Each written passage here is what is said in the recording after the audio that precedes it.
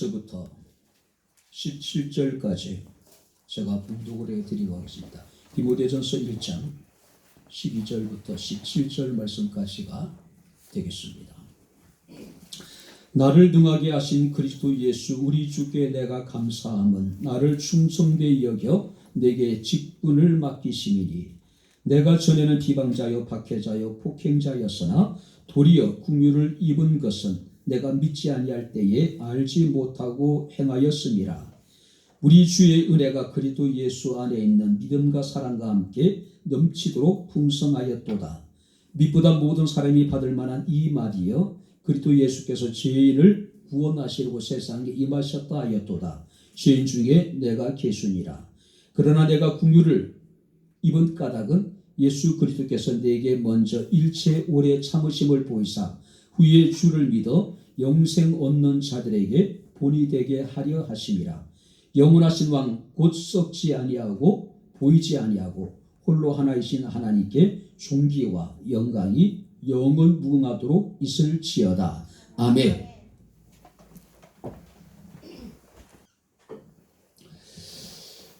할렐루야. 사회학자들의 분석에 의하면은 1950년대 우리들의 생활에 필요한 생필품을 72가지 정도였다고 이야기를 합니다. 그 가운데 절대 필요한 물품은 18가지 정도.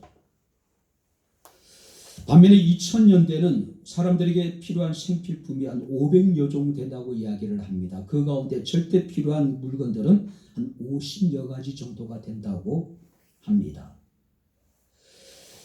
사람들을 편리하게 하는 생필품들이 굉장히 많아진 것이 사실입니다. 근데 그만큼 우리가 생필품이 많아지는 것만큼 우리의 삶이 편안한지 우리의 삶이 행복한지에 대해서는 우리가 자신 있게 그렇다라고 이야기할 수가 없을 것입니다. 과학의 발전이라고 하는 것은 우리의 삶을 편리하게 하는지 모르지만은 결국 우리의 삶을 평안하게 하지는 않는다는 이야기입니다. 자, 예전에는 특정한 사람들만이 타고 다녔던 자동차, 요즘에는 거의 가구마다 한 대 이상 가지고 있죠. 제가 목사 안수를 받은 지 얼마 지나지 않아서 이제 카폰이라는 것이 등장하게 됩니다. 근데 선배 목사님 가운데 한 분은요, 거의 벽돌만한 이 핸드폰을 허리에 차고 그 노예지상에 와가지고 이렇게 이제 와이셔츠만 입고 그걸 보이시는 거예요. 그리고 이제 발언하고 노예가 잠깐 이제 그 휴식 시간이 주어질 때마다 많은 그 목사님들이 가까이 가가지고 너무나도 신기해가지고 그걸 만지면서 이렇게 이제 부러워했던 그게 엊그제 같은데 지금 어땠습니까? 어린 아이들까지 다 개인 휴대폰을 가지고 있죠. 다양한 기능의 어떤 우리가 가전 제품을 보게 되면은 그야말로 입이 쩍 벌어지기도 합니다. 손을 대지도 않고도 냉장고문이 열리기도 하고 알아서 인공지능 청소기가 온 집안 구석구석을 다 청소해 주기도 하고요. 스마트폰만 있으면은 밖에 나가서도 집에 있는 것들을 다 볼 수가 있고요. 자, 그래도 불구하고 사람들은 어떻습니까? 감사하기보다는 오히려 사람들에게 어떻습니까? 우리의 삶이 메마르고 영적으로 더 거칠어져 가는 그런 우리들의 모습을 때로는 보게 됩니다. 많이 가졌다고 결코 행복한 것이 아니라는 거죠. 우리의 삶이 많이 편리해지는 것만큼 우리가 행복한 것은 결코 아니라고 하는 겁니다. 혹자는 이르기를 행복하기 때문에 감사하는 것이 아니라 감사하기 때문에 우리가 행복할 수 있다라고 이야기를 합니다. 그래서 감사는 행복의 문을 여는 열쇠라고 이야기를 합니다. 2020년 추수감사절을 맞이해서 어떤 상황 속에서도 여호와께서 우리의 삶 가운데 베푸신 은혜와 그 사랑을 기억하고 감사할 수 있기를 주의 이름으로 축원합니다. 2002년도에 국무총리로 지명을 받으신 분이 계십니다. 이하여대 총장을 지내셨던 장상이라고 하는 분입니다. 여자분이에요. 아마 그분이 총리로 인준을 받았다면 아마 우리나라 최초의 여성 총리로서 기록이 되었을 겁니다. 그런데 청문회 과정에 결국 이제 그가 낙마를 하게 됩니다. 근데 그 장상그 교수가 이런 이야기를 합니다. 자신이 살아온 70년의 삶을 한약 보자기에 넣고 꾹 짠다면은 감사라는 두 글자가 뚝뚝 떨어질 것입니다. 특별히 그는 2020년 그 총리 청문회를 회고하면서 이런 이야기를 합니다. 국민일보에 자신의 삶이 송두리째 뿌리 뽑히는 듯한 고통을 느꼈다. 왜 그렇습니까? 청문회라고 하는 것이 그야말로 말하고 듣는 청문회가 아니라 정쟁의 장이 되어버린 거죠.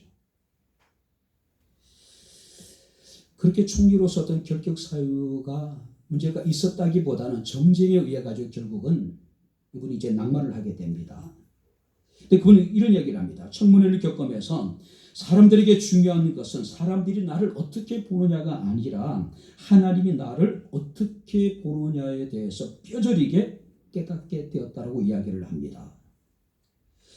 야당의 청문위원들이 신문할 때마다 대답이 궁색해서 쩔쩔맬 때가 있었고 곤혹스럽고 자존심이 상하고 얼굴이 화끈거렸다.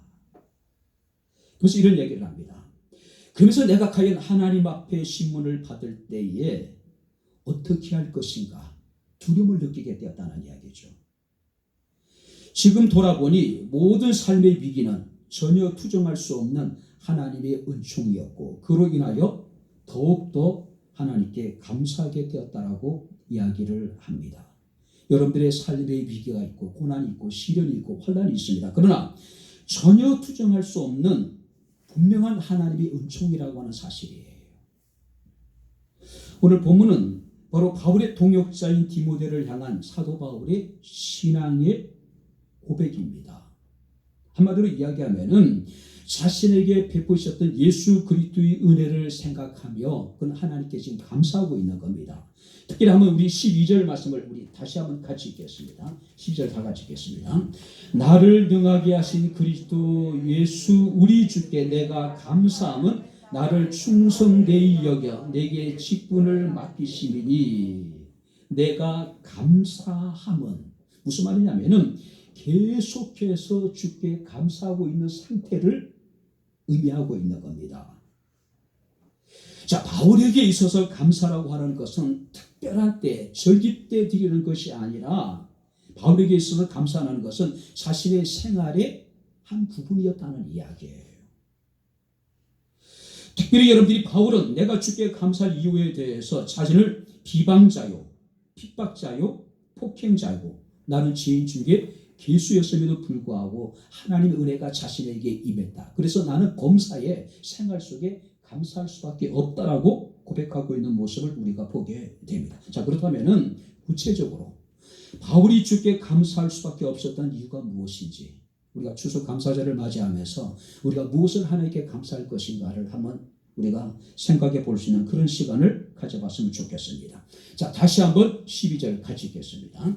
나를 능하게 하신 그리스도 예수 우리 주께 내가 감사함은 나를 충성되이 여겨 내게 직분을 맡기심이니 나를 충성되이 여기시고 내게 직분을 맡겨주심에 대해서 내가 주께 감사하고 있다. 자, 여기서 충성되이 여겼다는 의미는 어떤 의미냐면은 나를 믿을 만한 존재로 인정을 하셨다. 믿을 만한 존재요. 자, 본문을 직역을 하게 되면은 나를 강하게 했던 우리 주 예수 그리스도께서 내게 호의를 가지신다. 왜냐하면은 그분께서 나를 직무에 두신 후에 신실하게 생각하셨기 때문이다. 자, 여기 보세요. 청문회 때는 어떻습니까? 이 사람이 이 직분을 감당할 만한 충분한 자격이 있는가를 심사를 하는 것이죠.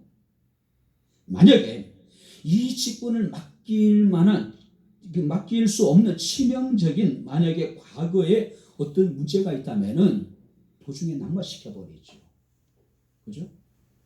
그런데 이 바울은 하나님이 자신을 충성되이 여기시고 자신에게 귀한 직분을 맡기셨다는 이야기예요. 자기 자신을 믿을 만한 존재로 하나님이 인정해 주었다는 이야기예요. 그런데 바울의 각오는 어떻습니까? 성경 말씀을 보니까 나는 비방자요, 나는 박해자요, 나는 폭행자였다. 그리고 지금도 나는 죄인 중에 괴수라고까지 지금 자신을 표현하고 있는 거예요. 아무리 생각해 봐도 자신은 하나님께서 믿을 만한 존재로 인정받기에 너무나도 부족한 존재라는 이야기예요. 근데 중요한 것은 하나님이 나를 인정해 주셨다는 이야기예요. 어떤 존재로? 믿을 만한 존재로. 할렐루야. 우리가 하나님 앞에 감사한 이유가 바로 여기에 있는 겁니다. 내 스스로도 내 자신에 대해서 믿음이 안 가는데 내 주변에 있는 사람들이 나를 봤을 때 과연 나를 믿을 만한 사람을 인정해 줄 수 있을까요? 그렇지 못하는 것 같은데 하나님이 나를 믿을 만한 존재로 인정해 주시고 내게 천사도 흠많은 복음을 전하는 귀한 사도의 직분을 주셨기 때문이라고 지금 이야기하고 있는 거예요. 특별히 여러분들이 과거의 자신의 삶에 대해서는 바로 삼중적 표현을 이용합니다. 비방자요, 박해자요, 폭행자였다. 과거에. 그리고 지금 역시도 나는 죄인 중에 괴수라고 자신을 지금 규정하고 있는 상황이에요. 그럼에도 불구하고 나를 충성되이 여기시고 내게 직분을 맡겨주셨으니 내가 주께 감사한 이유가 바로 여기에 있다는 이야기예요. 특별히 여러분들이 주님 보시기에 충성이라고 하는 것은 어떤 의미일까요?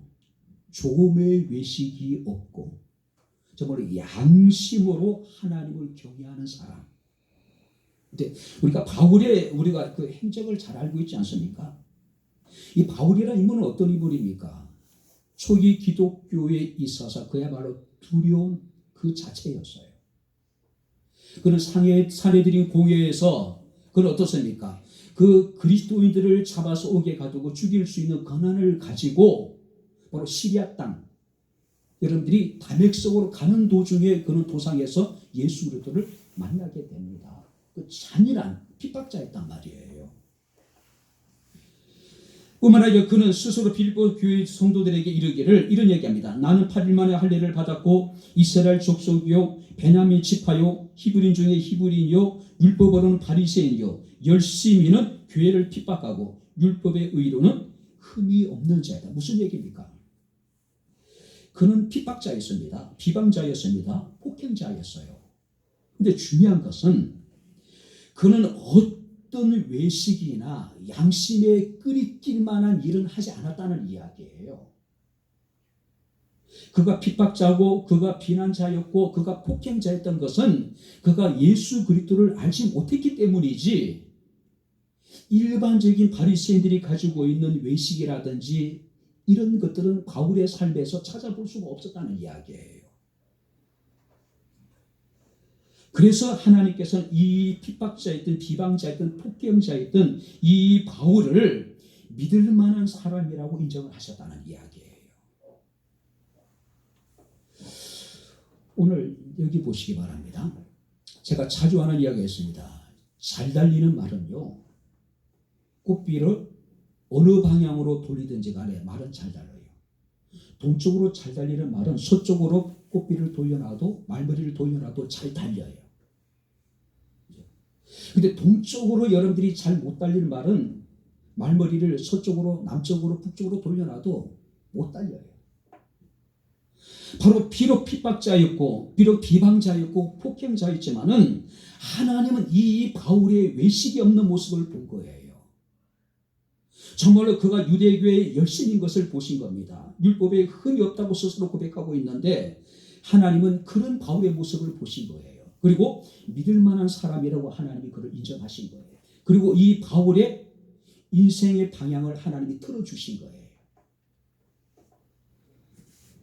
특히 성경 말씀을 보게 되면 하나님이 자신에게 직분을 맡기셨을 뿐만 아니라 자신을 능하게 하셨다라고 이야기하고 있습니다. 능하게 했다는 이야기는 뭡니까? 하나님이 그 직분을 감당할 수 있는 능력을 주셨다는 이야기예요.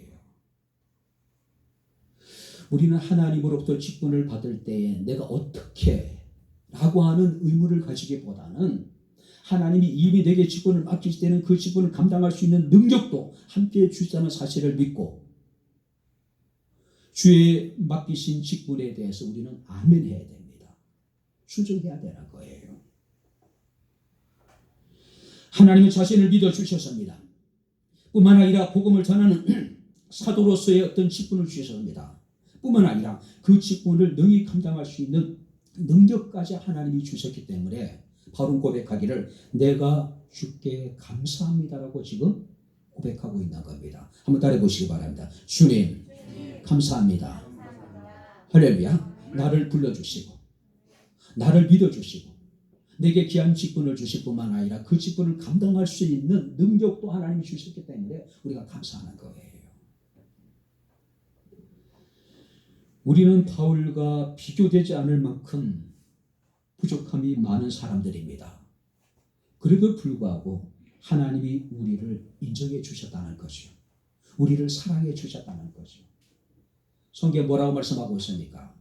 내가 내 눈에 보기에는 보배롭고 존귀하고 사랑스럽다.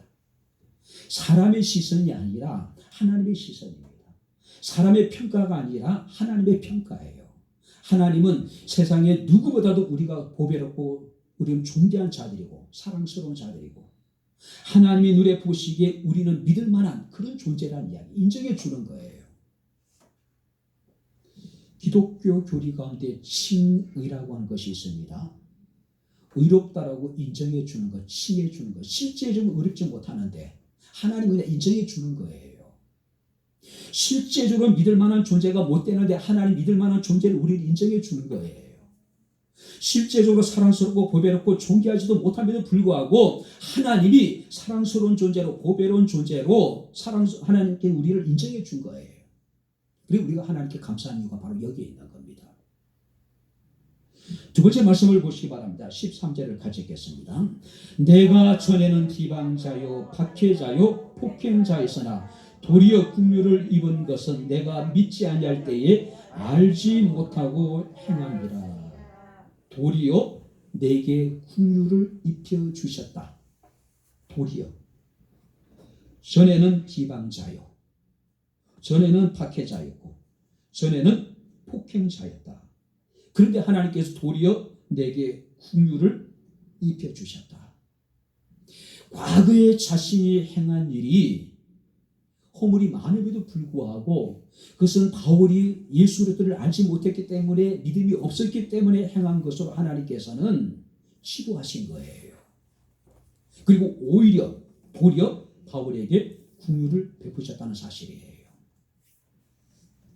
자, 여기 보시기 바랍니다. 해방자라고 하는 것은 어리석은 말로 비난하고 모독한다는 뜻을 가지고 있습니다. 박해자라고 하는 것은 뒤를 바짝 쫓다는 뜻을 가지고 있습니다. 뒤를 바짝 쫓다. 바울이 누구 뒤를 쫓았습니까? 그리스도인들을 추격해서 그들을 죽이고 그들을 결박하여 감옥에 갇히게 만든 인물이었잖아요. 또 이게 폭행자라고 하는 것은 거만하고 무리한 자라는 뜻을 가지고 있습니다. 그는 비방하는 사람이었습니다. 그는 끊임없이 어리석은 말로서 비난하고 모독하는 사람이었습니다. 그리스도인을 잡아서 추격해서 그들을 죽이기도 하고 감옥에 가두겠던 인물입니다. 그만하고 무리하기 짝이 없는 인물이었어요. 근데요, 이런 사람들은 어떤 종교적인 공동체나 사회적인 공동체에서는 존재하기 힘든 그들은 공존하기 힘든 존재들이에요. 그리고 불구하고 하나님께서는 바울에게 긍휼을 베푸셔서 바로 그를 충성되이 여기시고 인정을 하시고 바로 하나님께서는 그에게 귀한 사명을 맡겨주셨다는 겁니다. 특별히 여러분 여기서 긍휼을 입었다라고 하는 것은 불쌍히 여겼다. 불쌍히 여겼다. 그죠? 그러니까 예수 그리스도를 핍박하고 하나님의 교회를 핍박하고 믿는 자들을 핍박하는 이 바울의 모습을 보시면서 하나님이 그를 굉장히 불쌍히 여겼다는 이야기에 측은하게 여겼다는 거예요. 왜? 바울이 잘 알지 못하고 저러고 있었기 때문에. 특별히 여러분들이 궁율이라고 하는 의미는 어떤 의미냐면은 눈높이를 맞춰준다는 뜻을 가지고 있는 거예요. 내가 위에서 보면 상대를 이해할 수 없습니다. 내가 아래에서 봐도 상대를 온전히 다 이해할 수 없어요. 상대를 가장 잘 이해하기 위해서는 서로 눈높이를 맞춰주는 거예요. 그의 시선에서 세상을 보는 겁니다. 그의 시선에서 어떤 사물을 보는 거예요. 그럼 정확하게 상대를 이해할 수가 있는 거예요. 하나님께서는 도리어 바울에게 긍휼을 베풀어 주셨기 때문에 바울의 지난날의 허물에 대해서 알지 못했다라고 하나님이 인정해 준 거예요. 그러니 바울은 하나님 앞에 감사할 수밖에 없는 것이죠. 한마디로 여러분들이 바울에게 임한 하나님의 은혜는 어떤 은혜일까요? 불가항력적인 은혜, 도저히 감당하기 힘든, 저항할 수 없는 하나님의 은혜를 자신이 받았다는 이야기예요. 한마디로 바울의 이 고백 속에는 나의 나된 것은 하나님의 은혜라고 하는 그런 의미가 포함되어져 있는 거예요. 우리가 마땅히 하나님께 감사해야 될 이유가 있습니다. 우리가 지난날에 우리의 삶을 보게 되면 도저히 은혜를 받을 만한 자기가 없음에도 불구하고 하나님 우리에게 은혜를 베풀어 주셨다는 사실이에요. 오히려 주께서 우리에게 긍휼을 베풀어 주시고 우리를 불쌍히 여겨 주셨다는 이야기예요. 사람들은 나를 이해하지 못합니다. 그러나 하나님은 바로 우리를 긍휼히 여겼다는 얘기, 우리의 눈높이를 맞춰주신 거예요. 우리 눈높이의 세상을 보신 겁니다. 우리의 처해 있는 상황을 보신 거예요. 우리가 지금 하고 있는 일들을 보신 거예요. 그러니까 이해가 되신 거예요. 얘가 지금 몰라서 그랬다라고. 나폴레옹의 희하에는요, 2번이나 반역을 저지르고 사형을 기다리는 부하가 있었습니다.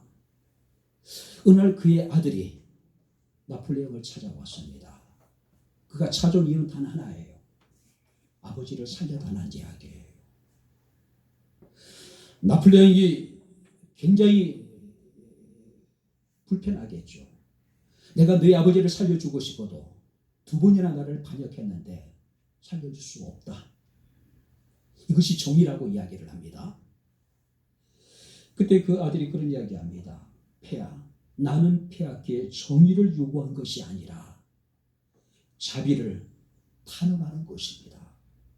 내 아버지를 살려주십시오. 나폴레옹은 심각한 고민에 빠졌습니다.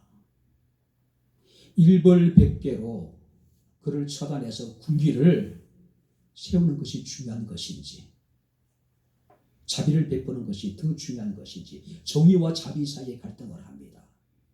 그리고 결단을 해요.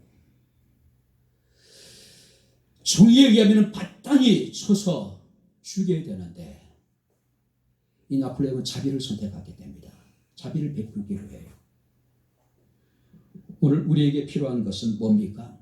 하나님의 자비예요. 우리는 다른 사람에 대해서 엄격하게 정의를 외칩니다. 그래서 자기 자신에 대해서는 하나님의 자비를 구할 때가 얼마나 많은지 몰라요. 중요한 것은 하나님은 우리를 긍휼히 여기셨다는 사실이에요. 우리가 하고 있는 일들을 사람들이 이해할 수 없어요. 왜냐하면 나와 같이 눈높이를 맞춰주지 않기 때문에 나와 같은 시각으로, 시선으로 세상을 볼 수가 없는 거예요. 예수 그리스도의 성육신, 그의 낮아지심은 긍휼의 극치입니다. 완전한 인간이 되셔서 인간이 겪는 모든 고통을 주님께서는 다 아실 수 있었다는 거죠. 보실 수 있었다는 거죠.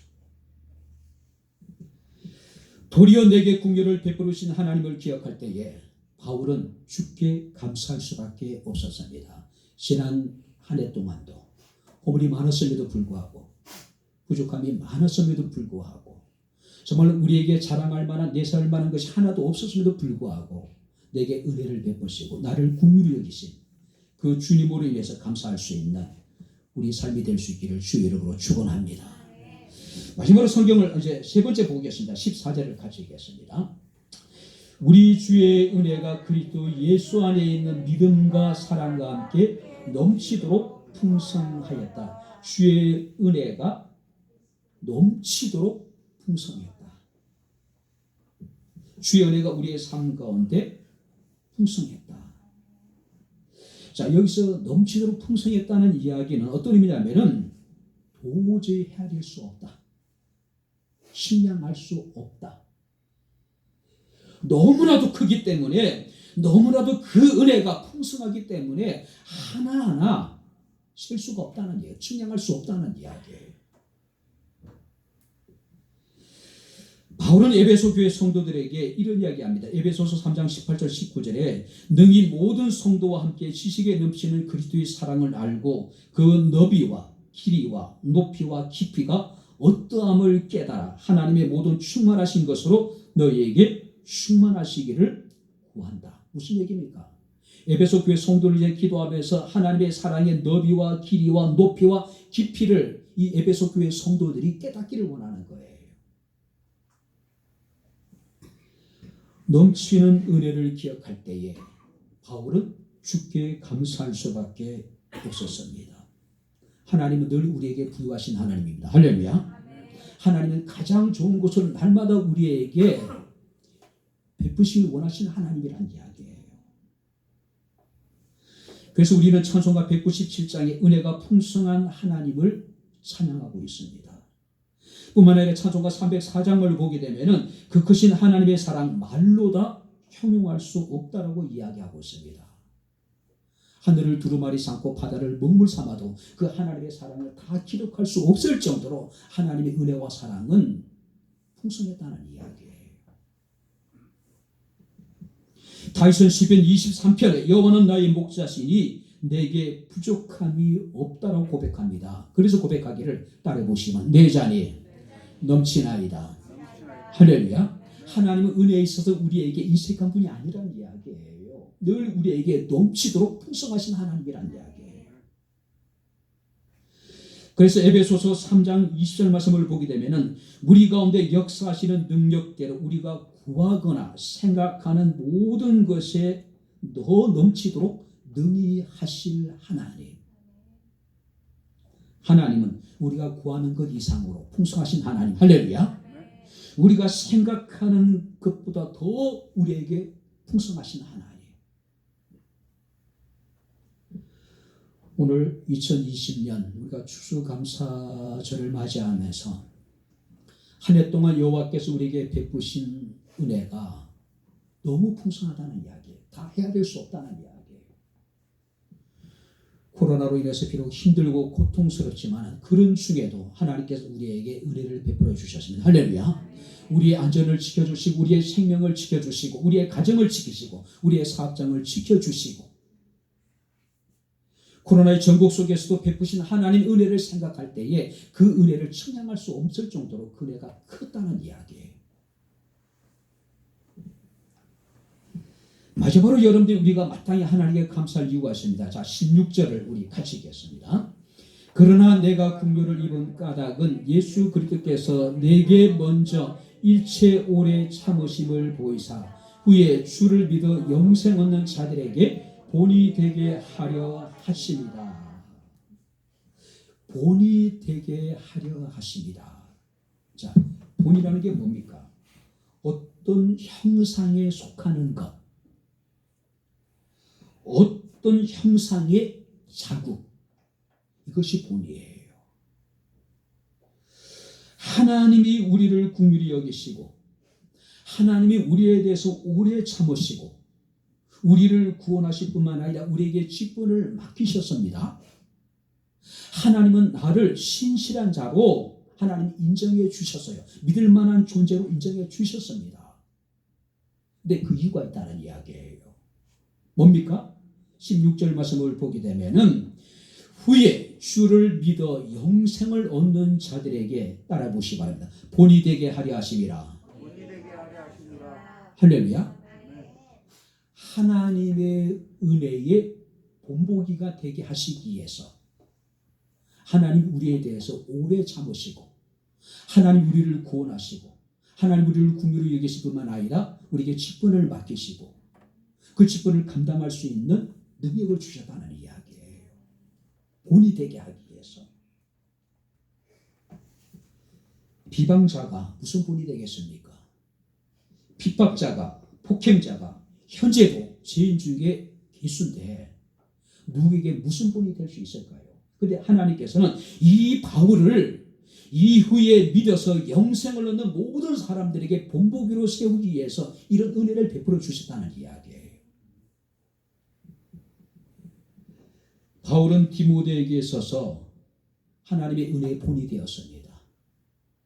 그리고 디모데는 모든 성도들과 모든 교회에 주님을 믿는 자들에게 신앙의 본이 되었습니다. 그리고 그 본을 우리가 본받아서 오늘 우리 역시도 하나님의 은혜 가운데 지금 하루하루 살아가고 있는 거예요.